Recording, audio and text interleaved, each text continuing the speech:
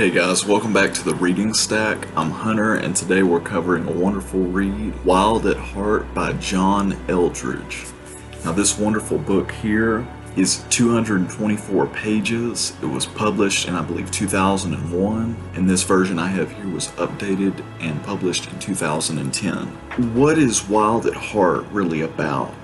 Well, I think the book is a great response the societal problems we have in dealing with masculinity and manhood and being a genuine man, being a genuine Christian man. And, a lot of society looks down, they maybe overblow the whole idea of toxic masculinity. They essentially emasculate men and shame men to be something that they're not, to neuter them essentially, or to nerf them from their raw power, the potential of man, for good, for evil.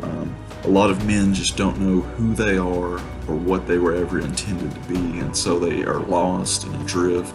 And this book, Wild at Heart, is just great in reclaiming the warrior heart, the adventurer heart, the hardwired elements that God put in here, and reclaiming those for good and for the true purpose they were intended for. And this book, just to explain it, is inspirational. It is great counseling. Many of my friends have read this book and it has changed their lives. I can definitely say it was timely for me in a time in my life where I was feeling very lost, adrift, and this is just a great book to really give me things to consider, to change my perspective and really think about my purpose. This book, it covers a lot of things like why do men long for an adventure? An adventure to live out, to do something risky, to venture, to explore. Why do men long for a battle, to overcome adversity? Why do men live so dangerously? Why do men long for a beauty, for a romance, a woman to rescue like a princess in a castle? Man pursues, man rescues a beauty. This book is just great, showing God's intentions for a man, as well as how society has distorted men, how men see themselves, and taught that a lot of the natural parts of them are unwelcome, persona non grata. Just, you can't be a man in our society, you have to be something else.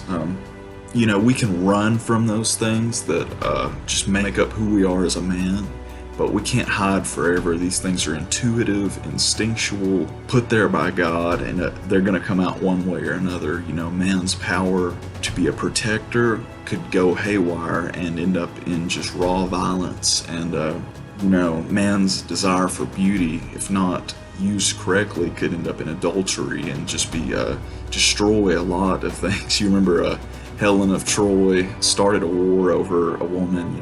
The way to explain how the trajectory goes, for man to go through to his purpose, he has to go through God. And going through God, he has to go towards the purpose of him having an adventure to live, a battle to fight, and a beauty to rescue. That adventure is man's natural desire to risk. And it goes real deep into that. You wonder why men take such risk, why men venture, why men go on a journey, to create, to do something, battle. Men, we have that hardwired purpose to overcome and to be a defender, to be a protector, and then also for a beauty, a woman to love, a woman to rescue. Another thing with this book I think that is so valuable for me is where I was in my life. I felt like my soul had been sucked dry, and that I was living out a life script that was intended for somebody else, that I was going away from my calling and my purpose, and I needed a total rewind and to get down to the fundamentals of who I was. This book was just crucial in that. So I do encourage just the power, the wisdom in this book is very helpful to make one consider their path and purpose. And on page 11 we have our first quote from this book. Little girls do not invent games where large numbers of people die, where bloodshed is a prerequisite for having fun. Hockey, for example, was not a feminine creation, nor was boxing. A boy wants to attack something, and so does a man, even if it's only a little white ball on a tee. He wants to whack it into kingdom come. On the other hand, my boys do not sit down to tea parties. They do not call their friends on the phone to talk about relationships. They grow bored of games that have no element of danger or competition or bloodshed. Cooperative games based on relational interdependence are complete nonsense. No one is killed, they ask, incredulous. No one wins? What's the point? Look at the global popularity of the Xbox games boys and men play. They are overwhelmingly games of battle. The universal nature of this ought to have convinced us by now. The boy is a warrior. The boy is his name. And those are not boyish antics he is doing. When boys play at war, they are rehearsing their part in a much bigger drama. One day, you just might need that boy to defend you. Those Union soldiers who charged the stone walls at Bloody Angle, the Allied troops that hit the beaches at Normandy or the sands of Iwo Jima, what would they have done without this deep part of their heart? Life needs a man to be fierce and fiercely devoted. The wounds he will take throughout his life will cause him to lose heart if all he has been trained to be is soft. This is especially true in the murky waters of relationships, where a man feels least prepared to advance. As Bly says, in every relationship, something fierce is needed once in a while. And then on page 19 we have our second quote. And so this is not a book about the 7 things a man ought to do to be a nicer guy. It is a book about the recovery and release of a man's heart, his passions, his true nature, which he has been given by God. It's an invitation to rush the fields at Bannockburn, to go west, to leap from the falls and save the beauty. For if you're going to know who you truly are as a man, if you are going to find a life worth living, if you are going to love a woman deeply and not pass on your confusion to your children, you simply must get your heart back. You must head up into the high country of the soul, into wild and uncharted regions, and track down their elusive prey. Our next quote on page 50. Why does God create Adam? What is a man for? If you know what something is designed to do, then you know its purpose in life. A retriever loves the water, a lion loves the hunt, a hawk loves to soar. It's what they're made for. Desire reveals design, and design reveals destiny. In the case of human beings, our design is also revealed by our desires. Let's take adventure. Adam and all his sons after him are given an incredible mission. Rule and subdue. Be fruitful and multiply. Here is the entire earth, Adam. Explore it, cultivate it, care for it. It is your kingdom. Whoa, talk about an invitation. This is permission to do a heck of a lot more than cross the street. It's a charter to find the equator. It's a commission to build Camelot. Only Eden is a garden at that point. Everything else is wild so far as we know. No river has been charted, no ocean crossed, no mountain climbed. No one's discovered the molecule or fuel injection or created Beethoven's Fifth. It's a blank page waiting to be written, a clean canvas waiting to be painted. Most men think they are simply here on earth to kill time, and it's killing them. But the truth is precisely the opposite. The secret longing of your heart, whether it's to build a boat and sail it, to write a symphony and play it, to plant a field and care for it, those are the things you were made to do. That's what you're here for. Explore, build, conquer. You don't have to tell a boy to do those things for the simple reason that it is his purpose. But it's going to take risk and danger, and there's the catch. Are we willing to live with the level of risk God invites us to?